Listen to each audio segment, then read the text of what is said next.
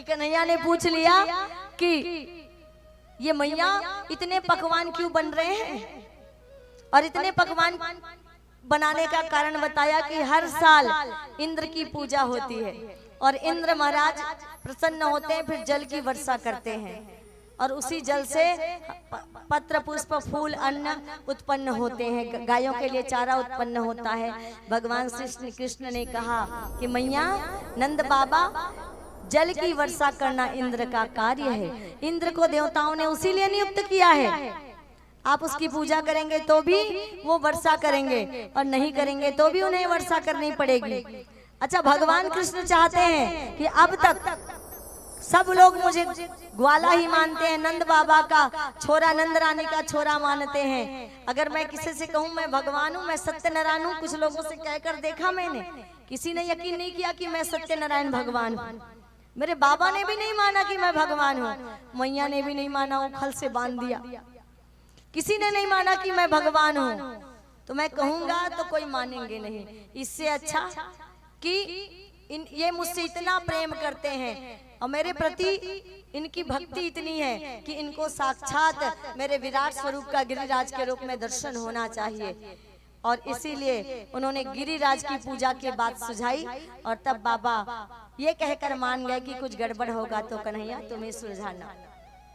और गिरिराज की पूजा के लिए सब सामग्री लेकर गए और इंद्र को जब पता चला तो इंद्र ने 7 दिन और 7 रात तक वहां पर ब्रजमंडल में वर्षा की, पूरा ब्रजमंडल डूब गया।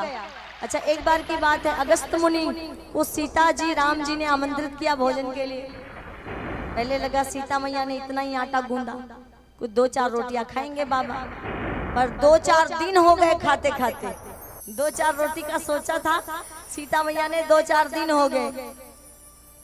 प्रभु राम बोले, प्रभु ऋषिवर सीता थक गई है, अब कहा सीता बीच बीच में पानी भी पी लिया करो।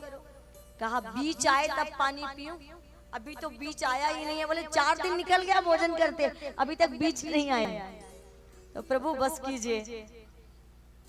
तो प्रभु राम ने सोचा कि पानी कितने दिन तक पिएंगे, इससे अच्छा कहा प्रभु हे ऋषिवर इस जन्म में भोजन कराए, पानी के लिए अगले जन्म तक प्रतीक्षा करनी पड़ेगी।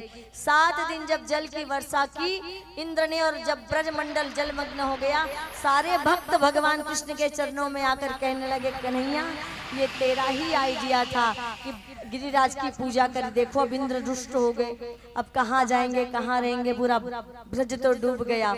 तब गिरिराज का आवाहन किया और गिरिराज का आवाहन करने के बाद भगवान श्री कृष्ण ने अपनी कनिष्का उंगली में गिरिराज पर्वत को धारण किया और ब्रज के नर नारियों की सबकी रक्षा की। बोलिए गिरिराज भगवान की जय हो।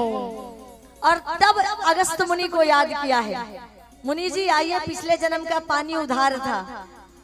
मुनिवर आए अगस्त मुनि जी महाराज, तो निवेदन किया कि आइए जल ब्रजमंडल जो जलमग्न हो गया है, ब्रजमंडल का सारा जल पी लीजिए। अगस्त मुनि जी महाराज ने ब्रजमंडल का सारा जल पी लिया और जल पीकर पूरे धरती को सुखा दिया, पूरी धरती सूख गई, धूल उड़ गई।